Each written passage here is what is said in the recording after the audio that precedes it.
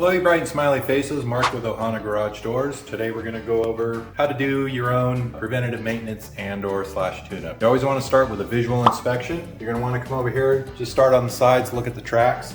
Just do a visual inspection of the tracks, look for any deformities, any cracks, rust buildup, bend, anything like that. Next thing you want to do is you want to look at the hinges and the rollers. You can actually, with the door shut of course, you should be able to put your finger inside and just give the roller a little spin. Make sure that they're still round, smooth, everything's intact there. Then on the hinges, have a good look at it. Pay particular attention to these areas right here where the stress points are on the hinges. Look for any cracks or deformities. Make sure that the hinges are intact. You've got hinges all up and down each of the stiles on your door, and you're going to want to check all hinges all the way across the door. And the same thing, look, make sure that all of the screws are properly engaged. The next step in your visual inspection is take a look atop to where the torsion assembly is. You look for on the drum, this area here, these have a tendency, they can get nicks or chips. You want to be sure that these are intact all the way around on both sides. Look for any significant rust, and then you can just follow the line across here to where your springs are in the center. Springs, you're going to want them to be in one piece. Make sure again that the lag bolts are secure into the wall there. Again, this is a visual inspection, so you can make sure everything is okay. And if you note something, then absolutely call a professional.